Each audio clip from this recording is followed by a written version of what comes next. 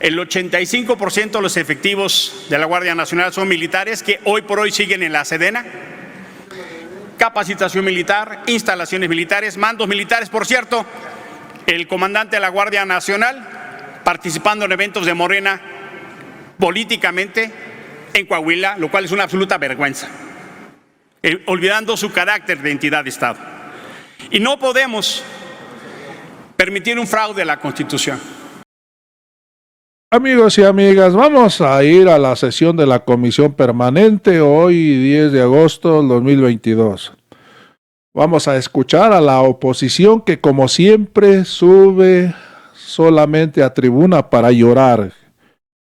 Llorar porque el presidente, hay que recordar que ha anunciado un decreto en caso de que la ley de la Guardia Nacional no sea aprobada en la Cámara de Diputados, para que la Guardia Nacional pase a la Sedena, que esté al mando de la Sedena.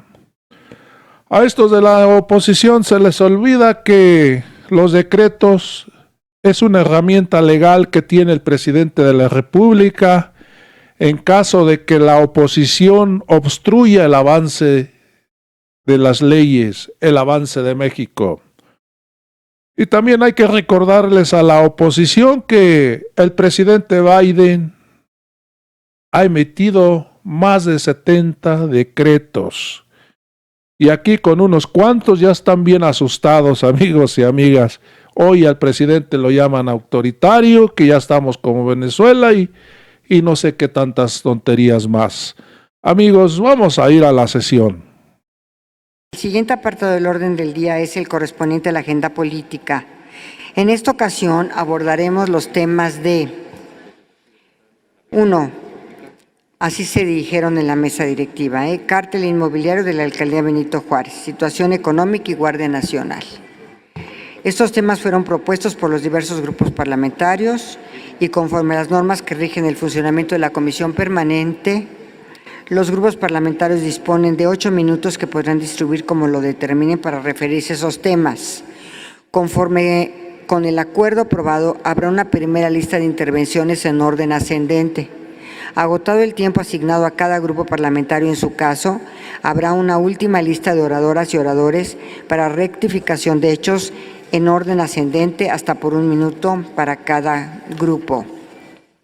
En consecuencia, se concede el uso de la palabra, por favor, a el senador Emilio Álvarez y Casa Longoria, del Grupo Plural, hasta por 4 minutos. Por favor, senador.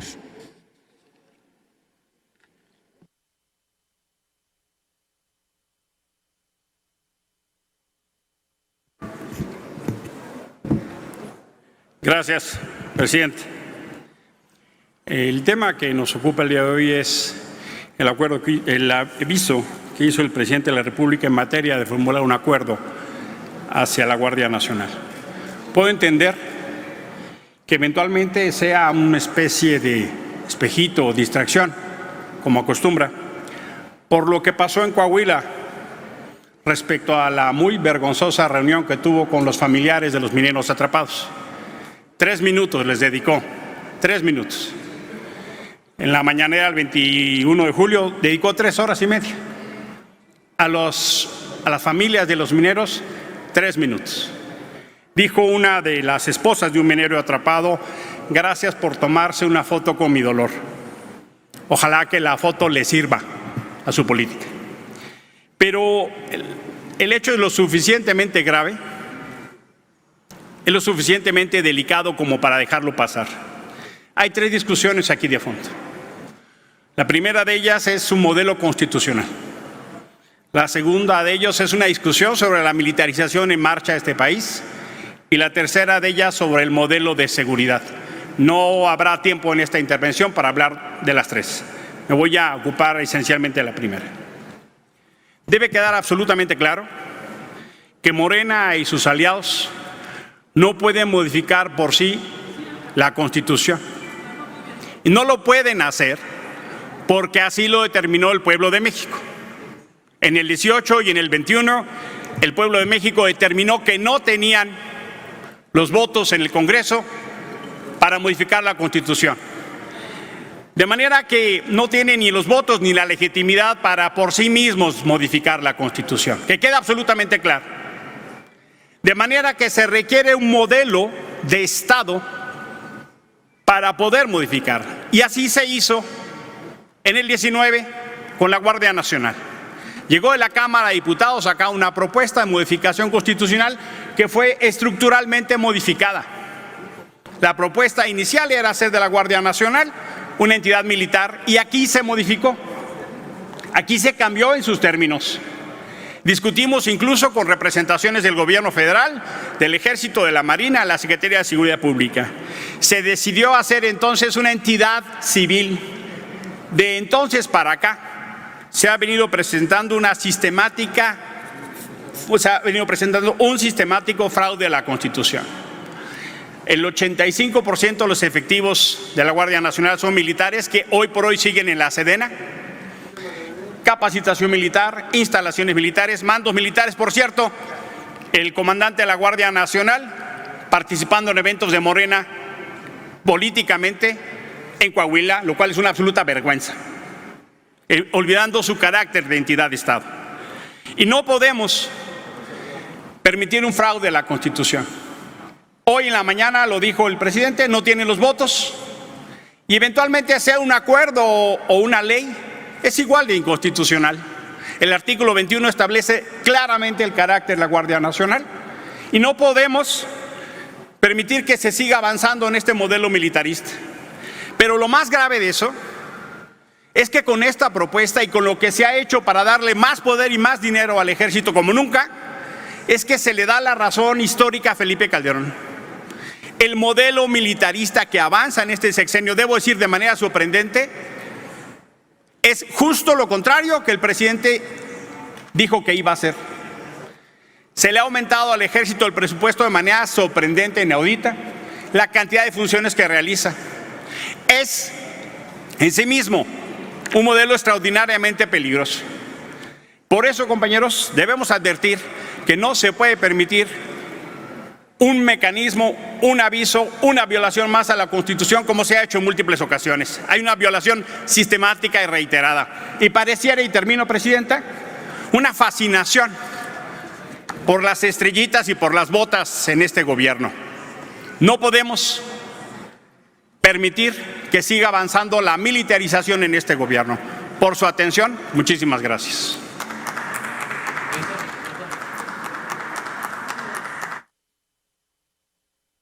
Tiene el uso de la palabra el diputado Gerardo Fernández Noroña de Morena, hasta por 4 minutos. Por favor, diputado.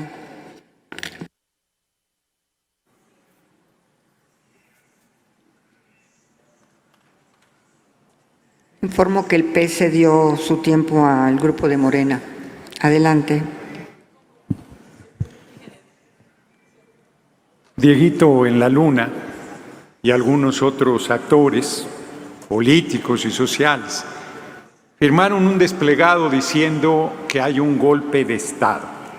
Su ignorancia es monstruosa, monumental, porque quien promueve un golpe de Estado es la oposición, tiene una posición golpista financiada por la Embajada de Estados Unidos, que los articuló en la coalición impensable para el pueblo PRI-PAN-PRD y que han estado en los dos planos, en el plano electoral donde han sido avasalladoramente derrotados y en el plano político donde no han dejado de hacer una campaña que busque justificar el tirar al gobierno del compañero presidente López Obrador. Y no han podido ni podrán, porque como ya lo he dicho, tenemos los dos liderazgos más importantes, el del compañero presidente y el apoyo del líder más fuerte del país, que es el pueblo de México, cada vez más politizado.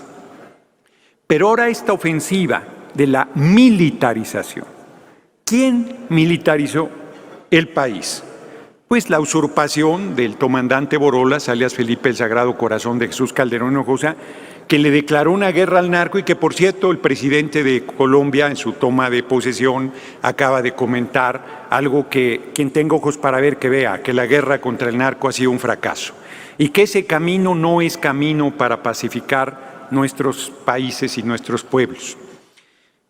Y luego continuó Peña.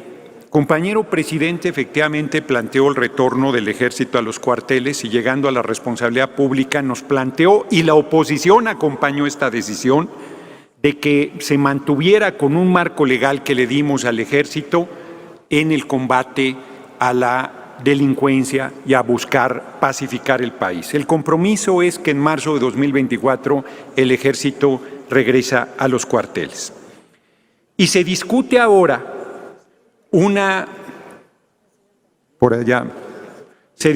ahora. Hay una pregunta del senador Padilla, por Sí, favor, muchas Joel. gracias.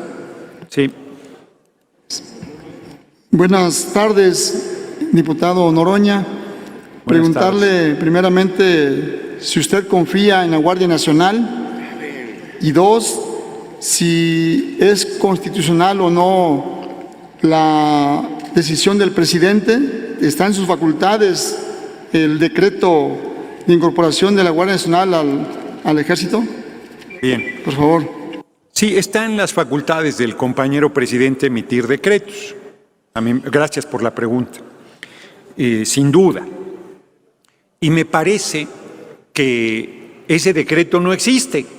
Se está discutiendo un decreto que no existe. Yo pediría a la oposición que presentara aquí, que hiciera lectura del decreto infame que militariza el país para que podamos discutir con seriedad, porque están adivinándole el pensamiento al compañero presidente y están hablando de algo que no existe. Eso hay que dejarlo en claro. Y segundo, mi percepción y mi convicción es que para tomar esa decisión se necesita modificar la Constitución. Yo creo que si se decide que el Ejército sea quien tenga el mando de la Guardia Nacional, pues sí tiene que hacerse una reforma constitucional. Y yo no sé qué le preocupa a la oposición, porque la oposición ya dijo que están en moratoria constitucional.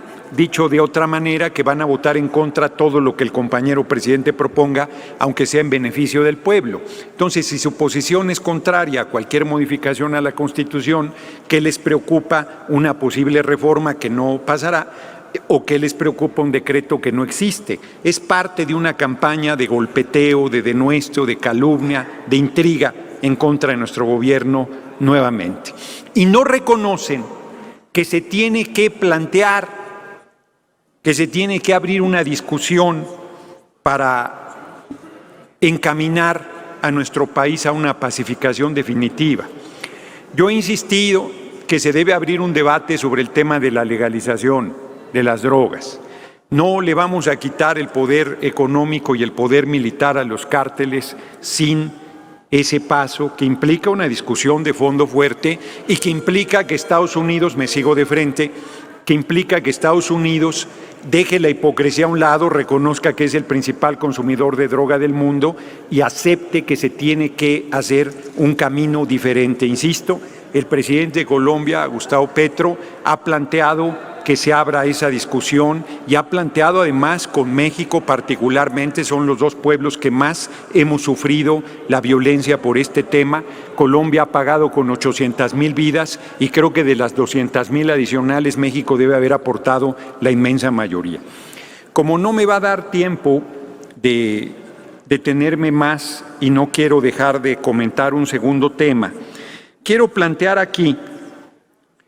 La alcaldía Benito Juárez la ha gobernado Acción Nacional todo el tiempo. La ganamos y nos la robaron hace algunos años. Ya saben que ellos para robar elecciones son buenos. Hay que reconocérselos a los paniaguados. Entonces, de 2012 a 2015 han dado permisos de construcción de manera impresionante. Ha habido siempre quejas de la ciudadanía y han permitido edificaciones con más niveles de los que deberían autorizar. Inclusive han permitido la destrucción de inmuebles que estaban protegidos por el Instituto Nacional de Bellas Artes. La Procuraduría Ambiental contó 60 denuncias por construcciones que violentaban el uso del suelo, además de la tala bárbara de árboles que hicieron en la citada alcaldía. Esto fue de 2009 a 2015. Uno de los personajes que encabezaron la entonces delegación recibió un departamento de lujo en un precio de 1.600.000 pesos, muy por debajo del precio de mercado.